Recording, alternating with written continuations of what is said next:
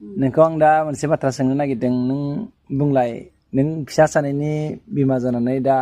गोसोआव माब्रै मोनदों दा खस्थ'थ' मोनदोंनो थेवबो आरो नांगौ जि आरो गथ'फोरखौबो खस्थ'ब्लाबो आइ नों सानै फिसाखौ मोननै सामलायगोनलै दा सामलायबायनो थादों रखम बिदिनो सामलायलांगोन सानै बिमा जानांगौमोन आबैयाबो फैदो आबैयाबो मा बुङो मदद होफैदो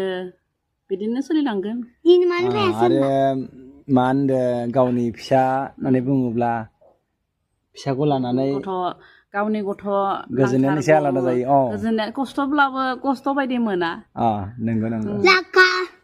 देहाया जिमान खस्थ' मोनबाबो गथ'फोरनि मोखांखौ नुब्लानो खस्थ'खौ बावगारनाय बायदि मोनो माने खस्थ' बायदि मोनानो दे बिदिनो सोलिलांगोन आरो मा खालामनोसै आरो सबानो खस्थ' मोनदो गथ' खांनानै बिदिनो सहायलांदो फेदेरलांदो जोंखौ जोंनि बिमाफोरा फेदेरबोबाय बिदिनो खस्थ' खालामनानै दा बिदिनो फेदेरनांसिगोन फिसाफोरखौ जोनोम होनायनि उनाव बिमाफोरनि देहाफोरा बिखेखै सिजेरियान जायोब्ला एसे दुरबल जायो माने दुरबल जायो खस्थ' जायो आरोना दा नोंनियाथ' आरो बांद्राय बायदि बायदि बेराम आंनिया फार्स्ट टाइम जेथिया नन्दिता जादोंमोन नङा बे टाइमाव गुवाहाटि नेमकेयाराव जादोंमोन ना माने एसे फैसा थांनायजों लोगोसे देहाया बारा खस्थ' मोनाखैमोन आरो मा जाखो बुं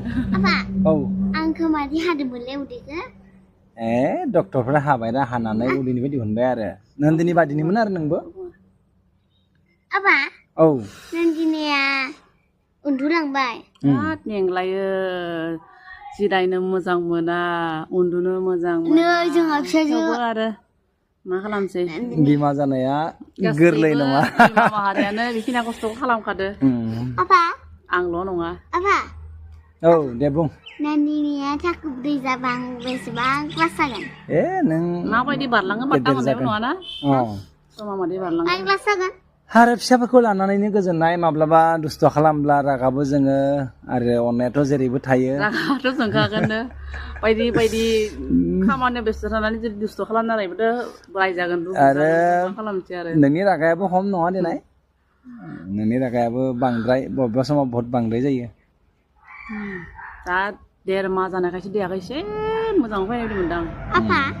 बायसाखौ दिनै मैयाहाय मानो बिजि होआसै मानो होआसैथ' माबा नार्सफोरा सानफ्रोमबो फैया नालाय माने सेप्तेम्बर हालिसो मान्थआवहाय माबा फैजां सानसे फैजां बिसोरो बुधबाराव बेलेगाव गिदिङो बिसोरो आरो बेलेग बेलेग जायगायाव सेप्तेम्बरनि फार्स्ट उइकआव होगोन दे